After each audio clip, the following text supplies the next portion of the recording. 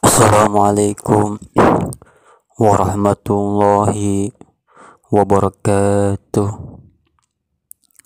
Allahumma salli ala Sayyidina Muhammad wa ala ali Sayyidina Muhammad. Mari kita lanjutkan hadis ke-18 dari kitab Arba'in An-Nawawi. A'udzu billahi minasyaitonir rajim. Bismillahirrahmanirrahim. An Abi Dzarrin Jundub bin Junadah wa Abi Abdurrahman Mu'adz bin Jabal radhiyallahu anhuma an Rasulillahi sallallahu alaihi wasallam qala ittaqillaha haitsuma kunta wa atbi'is sayyi'ata hasanata tamhuha wa khaliqin nasa bi khuluqin hasanin. Rawahu Tirmizi wa qala hadisun hasan wa fi ba'din nuskhi hasanun sahih. Dari Abu Dzar Jundub bin Junadah dan Abu Abdurrahman Mu'adz bin Jabal, semoga Allah meridai keduanya, dari Rasulullah SAW, beliau bersabda, bertakwalah kepada Allah dimanapun kamu berada, iringilah keburukan dengan kebaikan, niscaya kebaikan akan menghapusnya, dan pergaulilah manusia dengan akhlak yang baik. Diriwayatkan oleh Imam At-Tirmizi dan dia berkata hadis hasan, di sebagian naskah hasan sahih. Nabi Muhammad SAW bersabda, ittaqillah, bertakwalah kepada Allah, yakni siapkanlah tameng dari azab Allah Azza wa Jalla dengan melaksanakan perintah-perintah Allah dan menjauhi larangan-larangannya. Sabda Nabi SAW, haitsuma kunta, dimanapun kamu berada. Haitsu adalah dzaraf yang menunjukkan tempat, yakni di tempat manapun kamu berada, di tempat terbuka atau tersembunyi, di rumah, di pasar, apakah ada orang-orang atau tidak. Sabda Nabi SAW, wa'at bi sayyi'atal hasanata tamhuha, iringilah keburukan dengan kebaikan, niscaya kebaikan akan menghapusnya. Atbi, iringilah adalah kata perintah, as-sayyi'ata, keburukan, sebagai objek pertama, al-hasanata, kebaikan, sebagai objek kedua.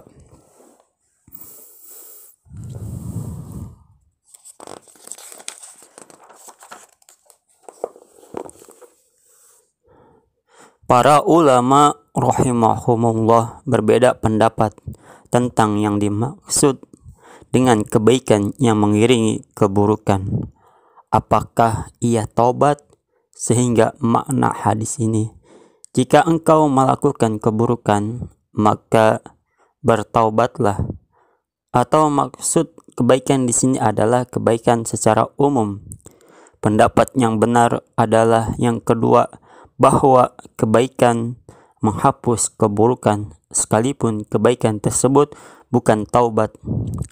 Dalilnya adalah firman Allah Subhanahu wa ta'ala, a'udzu billahi minasyaitonir rajim. Bismillahirrahmanirrahim. Wa aqimis sholata tarafan nahari wa zulafan minal lail. Innal hasanati yudhibnas sayyi'at.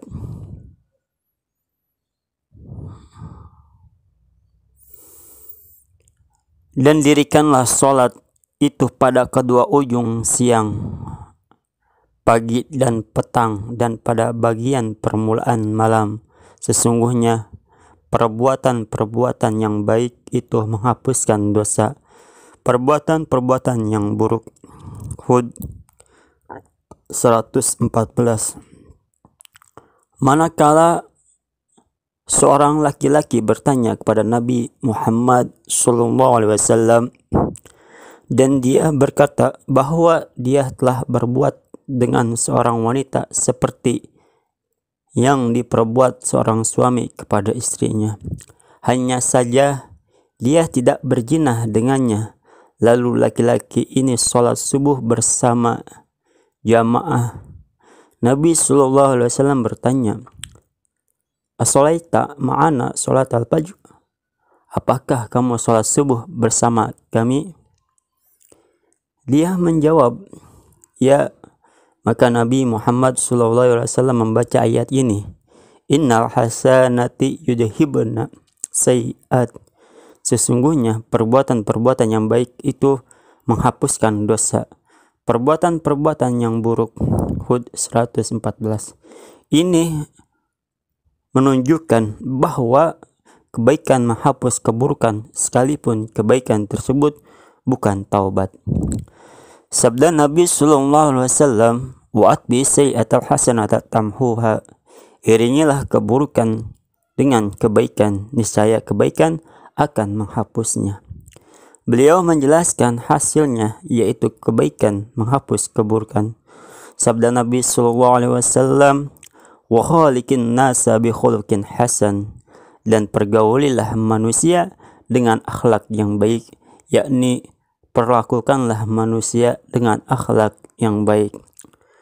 Al-khuluq, akhlak, adalah sifat batin manusia, sedangkan al-khalqu adalah sifat lahirnya. Makna hadis ini, perlakukanlah manusia dengan akhlak yang baik dalam perkataan dan perbuatan. Apa itu akhlak yang baik? Sebagian ulama berkata, yaitu tidak menyakiti, murah hati, sabar atas gangguan orang lain, dan berwajah ceria.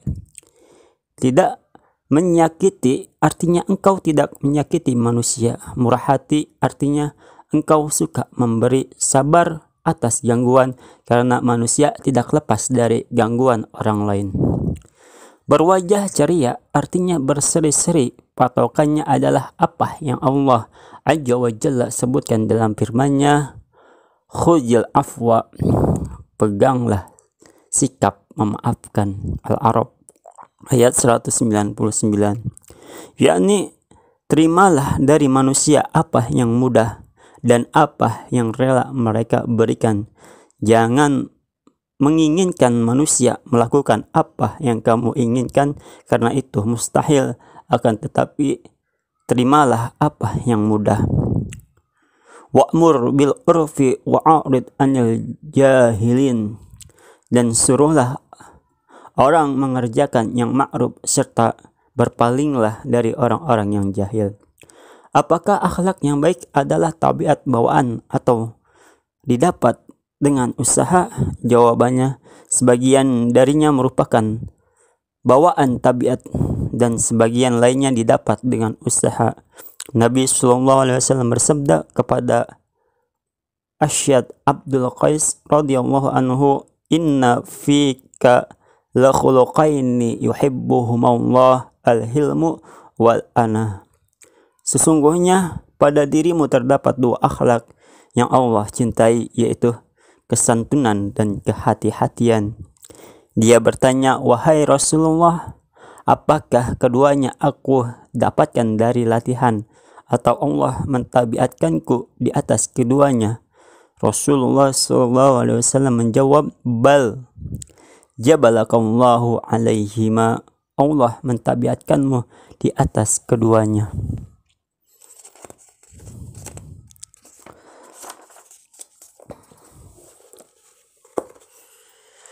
Dia berkata, segala puji bagi Allah yang telah mentabiatkanku di atas apa yang dicintai oleh Allah dan Rasul-Nya.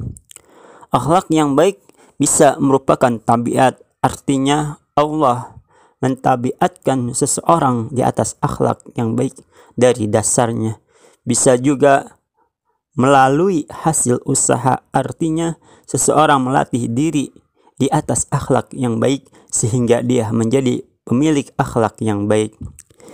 Yang menakjubkan, akhlak yang baik membuat pemiliknya hidup tenang, tentram, dan tidak goncang karena jiwanya tenang dalam bermuamalah dengan orang lain. Di antara faedah-faedah hadis ini, kewajiban bertakwa kepada Allah Azza wa Jalla dimanapun seseorang berada, karena Nabi SAW bersabda, haitsuma kunta ittaqillah haitsuma kunta, bertakwalah kepada Allah dimanapun kamu berada. Hal itu dengan melaksanakan perintah-perintahnya dan menjauhi larangan-larangannya, baik terang-terangan maupun tersembunyi. Mana yang lebih utama, secara tersembunyi atau terang-terangan? Perlu dirinci jika takwamu yang engkau perlihatkan itu melahirkan keteladanan dan apa yang kamu lakukan diikuti oleh orang lain, maka menampakkannya lebih baik dan lebih utama. Karena itu Allah memuji orang-orang yang berinfak secara terang-terangan dan tersembunyi. Nabi SAW bersabda, man sanna fil islami sunnatan hasanah falahu ajruha wa ajru man amila biha ila yaumil qiyamah.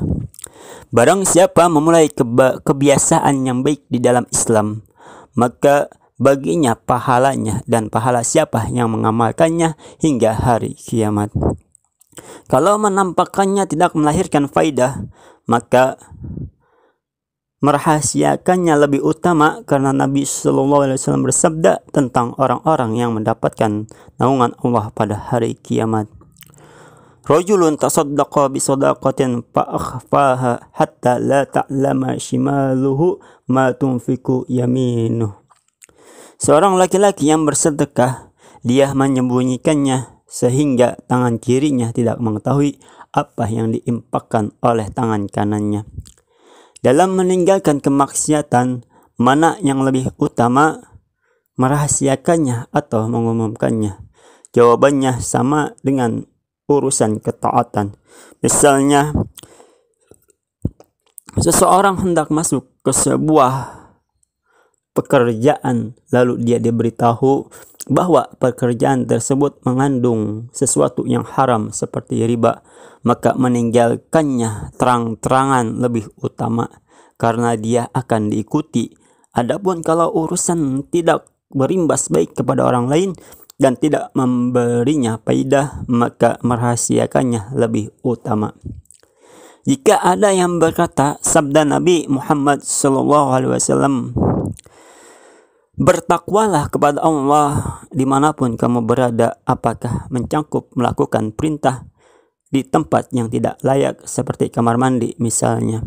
Jawabannya, jangan melakukan perintah di tempat-tempat seperti itu, akan tetapi berniatlah dengan hatimu bahwa kamu menaati Allah Azza wa Jalla, melaksanakannya perintahnya dan menjauhi larangannya. Kebaikan itu menghapus keburukan, karena Nabi SAW bersabda, wa'atbi sayhatal hasana tamhuha, iringilah keburukan dengan kebaikan, niscaya kebaikan akan menghapusnya. Karunia Allah Azza wa Jalla kepada para hamba, karena jika acuannya adalah keadilan, niscaya kebaikan tidak menghapus keburukan, yakni hanya sebagai perimbangan, dan zahir hadis ini bersifat umum. Apakah melakukan kebaikan ini harus diniatkan menghapus keburukan yang telah dilakukannya? Menurut zahir hadis, tidak. Sebaliknya, ia menunjukkan bahwa sekadar melakukan kebaikan sudah melenyapkan keburukan. Ini termasuk nikmat Allah Azza wa Jalla kepada hamba-hambanya, dan di antara efek dari rahmatnya yang mendahului murkanya. Dorongan berakhlak mulia dalam pergaulan dengan manusia, karena Nabi SAW bersabda, wa khaliqin nasa bi khuluqin hasanin, dan pergaulilah manusia dengan akhlak yang baik. Jika ada yang berkata memperlakukan manusia dengan sifat tegas, keras, dan kaku dalam keadaan tertentu, apakah ia bertentangan dengan hadis ini atau tidak?